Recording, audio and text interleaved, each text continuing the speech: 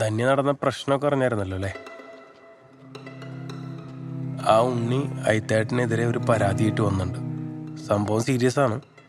ഐത്തേട്ടൻ SP ആയിട്ട് സംസാരിച്ചു. അപ്പോൾ സ്റ്റേഷനിൽ വെച്ച് ഒത്തുതീർപ്പാക്കാനാണ് ധാരണ. അതിന് പോലീസുകാർക്ക് ധന്യയുടെ സ്റ്റേറ്റ്മെന്റ് വേണം. എൻ്റെ സ്റ്റേറ്റ്മെന്റോ? എന്ത് സ്റ്റേറ്റ്മെന്റ്? ഐത്തേട്ടനാളെ വീട്ടിൽ കയറി തല്ലി എന്തിനാന്ന് അറിഞ്ഞായിരുന്നോ? കാര്യം അറിയില്ല. ഗ്രൂപ്പിലൊരു വീഡിയോ ഉണ്ടായിരുന്നു. ആ എന്നാ വീഡിയോ കണ്ടതല്ല കാര്യം. ചുമ്മാ ഒരു വൃത്തി കിടക്കില്ലേ. ചേച്ചിക്ക് ക്ലിപ്പ് അയച്ചു കൊടുക്കുക. പേടിക്കണ്ട, ചേച്ചിയുടെ തന്നെ ക്ലിപ്പാ. ഒരു പ്രത്യേക സാഹചര്യത്തിൽ ആ ക്ലിപ്പ് ആയി തന്നെ കയ്യിലെത്തി. സംഭവം കയ്യിൽ നിന്ന് പോയി. മാഡം ചെല്ല്.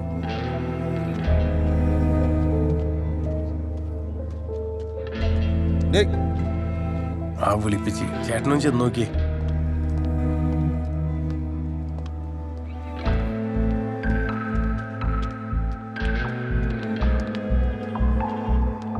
ഇരിക്കെ. ആ ഇരിക്കുന്ന ആളെ അറിയോ? നെയ്ബറാണ്. നിങ്ങൾ ഈ അയൽവാസികൾ എന്ന നിലയ്ക്കുള്ള ബന്ധം എങ്ങനെയാണ്? ഒരു സാധാരണ അയൽവാസിയായിട്ടുള്ള ബന്ധം തന്നെ. മാഡം, അയാളെക്കുറിച്ചൊരു കംപ്ലൈൻറ്റ് കിട്ടിയിട്ടുണ്ട്. അപ്പോൾ നിങ്ങളോടുള്ള അയാളുടെ പെരുമാറ്റത്തിൽ നിങ്ങൾക്ക് എന്തെങ്കിലും ഉപദ്രവമോ ബുദ്ധിമുട്ടോ അങ്ങനെ എന്തെങ്കിലും ഉണ്ടായിട്ടുണ്ടോ? മേഡം, അതായത് ആ ഇരിക്കുന്ന നിങ്ങളുടെ അയൽവാസി നിങ്ങളോട് മോശമായി പെരുമാറിയത് കൊണ്ടാണ് നിങ്ങളുടെ ഭർത്താവ് അയാളെ വീട്ടിൽ കയറി തല്ലിയത് എന്നാണ് പറയുന്നത്. ഈ കാര്യത്തിൽ മേഡത്തിന് എന്തെങ്കിലും പറയാനുണ്ടോ? സാറേ, അത് അവൾക്കറിയില്ല. ഇവരോട് മോശമായിട്ട് പെരുമാറിയത് ഇവർക്കറിയില്ലേ? അത് കൊള്ളാലോ. എനിക്ക് അവളോടൊന്ന് സംസാരിക്കണം. നീ ഒന്ന്. താൻ SP യോട് സംസാരിച്ചതല്ലേ? ഇത് ഞാൻ ഡീൽ ചെയ്തോളാം. അങ്ങോട്ട് മാറിക്ക്.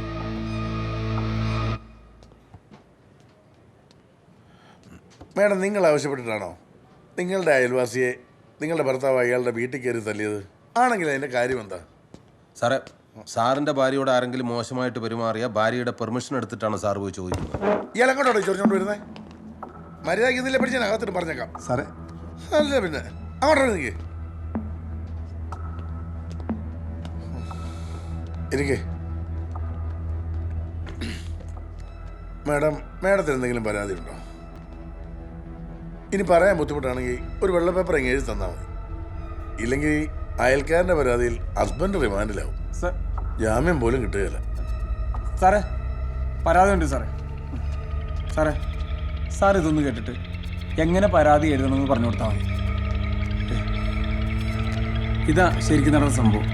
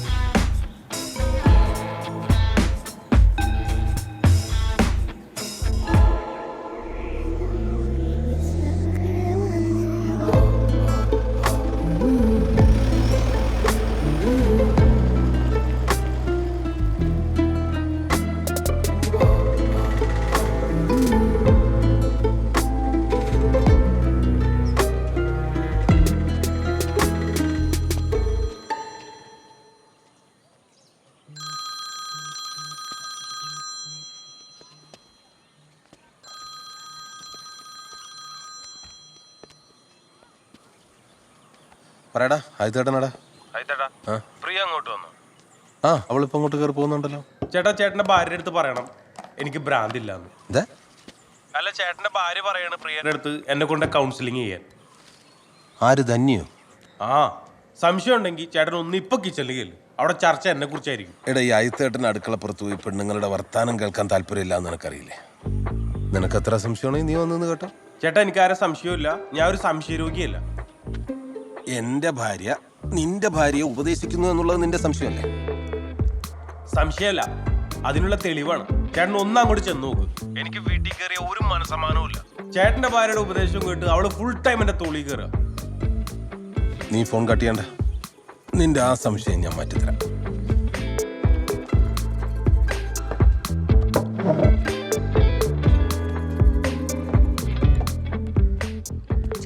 അറിയാത്തോണ്ടാ. ഒരു കാര്യമില്ലാതെ മെക്കിട്ട് കയറും. എനിക്കാണെ നല്ല മൈഗ്രെയിനും. അതിൻ്റെ ഇടയ്ക്കാ. ഞാനാണെ ഉറങ്ങിയിട്ടേ ഇല്ല.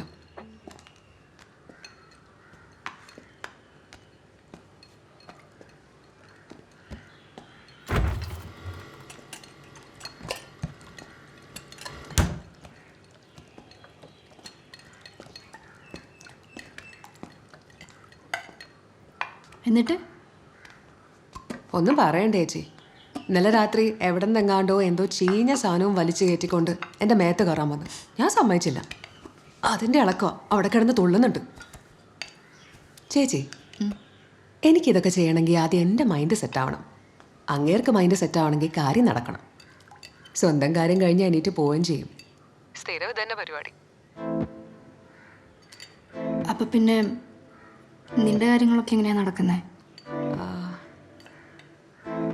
സ്വയം സന്തോഷിപ്പിക്കാനുള്ള കഴിവ് കൂടി സൃഷ്ടാവ് നമുക്ക് തന്നിട്ടുണ്ടല്ലോ. ഞാനത് ഹാപ്പിയാ. അത് തന്നെ സെൽഫി.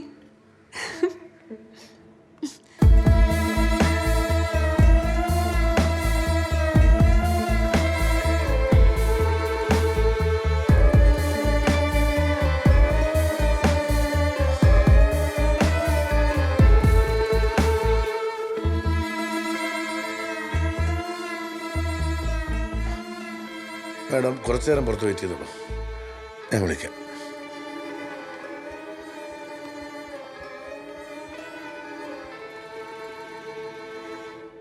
ഈ സൃഷ്ടാവ് സെൽഫിയും അതെന്തോന്നാ?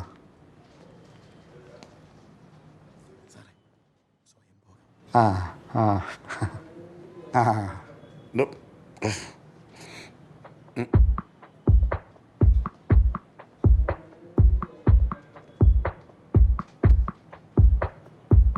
നീ എപ്പോഴാണ് ഇതിനെക്കുറിച്ചൊക്കെ മനസ്സിലാക്കിയത്? എപ്പോഴാന്നൊക്കെ ചോദിച്ചാ ചെറുപ്പത്തിൽ എപ്പോഴോ തപ്പി പിടിച്ച് കണ്ടെത്തിയതാ. ഞാൻ ഈ അടുത്ത കാലത്ത് ഇതിനെക്കുറിച്ചൊക്കെ അറിഞ്ഞ. ഈ അടുത്തോ? ആ, പ്രിയക്കറിയാമല്ലോ, എനിക്ക് ആങ്സൈറ്റിയും സ്ട്രെസ്സൊക്കെ കുറച്ച് കൂടുതലാണ്. കുറേ കാലമായിട്ട് ട്രീറ്റ്മെൻ്റ് ഒക്കെ എടുക്കുന്നുണ്ട്. പക്ഷെ എൻ്റെ ഉറക്കമൊന്നും അങ്ങ് ശരിയാവുന്നില്ല. പിന്നെ ഇതിനെക്കുറിച്ചൊക്കെ ഒരാളോട് ഇങ്ങനെ സംസാരിച്ച് വന്നപ്പോൾ ഈ ടോപ്പിക്കിലെത്തി. ആ, ഭയങ്കര സ്ട്രെസ്സൊക്കെ ഉള്ളപ്പോൾ ഒന്ന് റിലാക്സ്ഡ് ആവാൻ നല്ലതാ. ആരാ പറഞ്ഞേ? കൗൺസിൽ ചെയ്യുന്ന ആളാ? അല്ല, പിന്നെ നമ്മുടെ ഉണ്ണിയേട്ടൻ. ഉണ്ണിയേട്ടനോ? ആ,